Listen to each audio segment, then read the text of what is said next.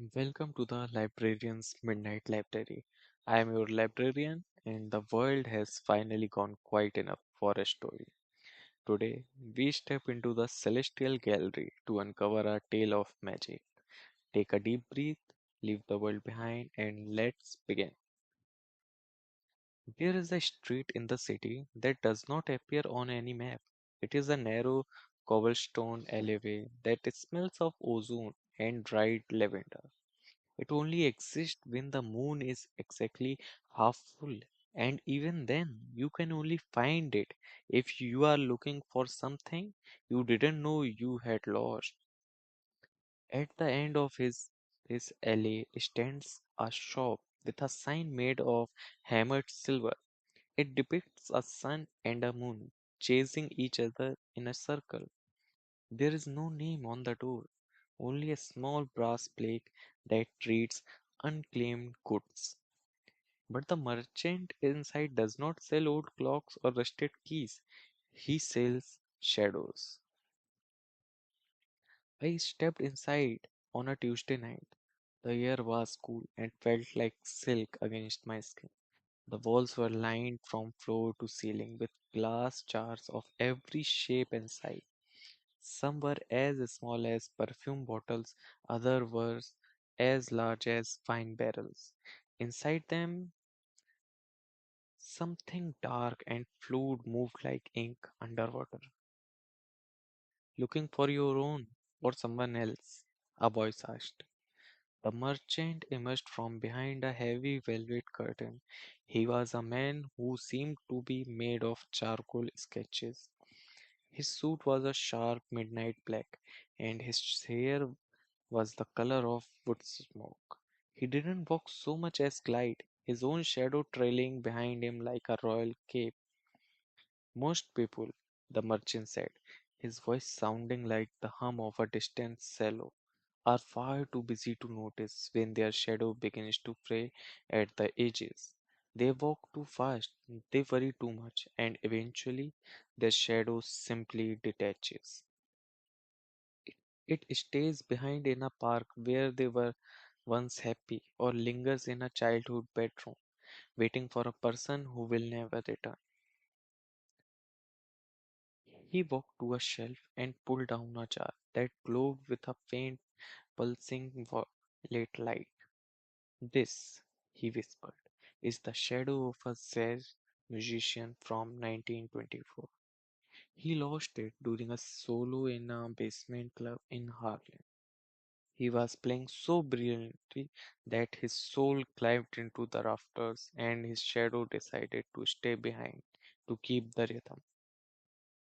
I looked into the jar. Just the shadow wasn't black. It was vibrant, deep indigo. It was tapping its feet against the glass. It didn't look like a silhouette. It looked like a memory made of smoke. What happens if I buy it? I asked. The merchant smiled. You don't buy a shadow, traveler. You host it. It will pin itself to your heels, and for a while you will see the world as he did. I handed him a silver coin, the price for a year of borrowed light. He opened the jar. The indigo smoke poured out, coiling around my ankles like a friendly cat. I felt a sudden weightlessness, followed by strange rhythmic thumping in my bones. When I stepped out of the shop, back into the mundane street of the city, the world had changed. I didn't just hear the wind whistling between the skyscrapers. I heard it as a low, mournful saxophone solo. I didn't see the rain hitting the pavement. I saw it as a percussion of light, a thousand tiny drums beating a syncopated rhythm. I found myself leaning against lamppost, my fingers snapping to a music only I could hear. But as the weeks passed, the shadow began to grow restless. At night, while I slept, I felt my legs twitching. I dreamed of smoke filled rooms and the smell of kin and expensive perfume. One evening, I looked in the mirror and realized my own reflection was beginning to fade. replaced by a man with a tilted fedora and eyes that had seen too many sunrises. I realized the danger then. To host a shadow is to risk being consumed by it. The musician's shadow didn't want a new body, it wanted its old life back. It began to lead me. I would find myself walking toward addresses that no longer existed, standing in empty parking lots that used to be grand theaters. I returned to the shop on the next half moon. The merchant was waiting. It's a heavy coat to wear, isn't it? He asked, holding an empty jar. I nodded, unable to speak. He knelt at my feet and performed a delicate motion with a silver needle.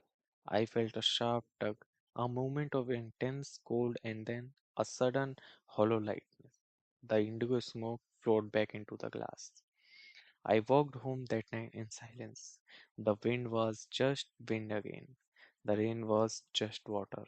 But sometimes, when I pass an old brick wall under a flickering street lamp, I look at my own shadow, plain, grey, and quiet. And I wonder, somewhere out there, in a jar on a shelf, is a version of me that knows how to dance. The stars have aligned and the magic has settled. Thank you for visiting the Celestial Gallery here at the Librarian's Midnight Library. If you have ever felt like you were missing a piece of yourself, perhaps your shadow is waiting in a jar somewhere. Subscribe to keep exploring the wonder with me. Until the next midnight, stay curious and sleep well.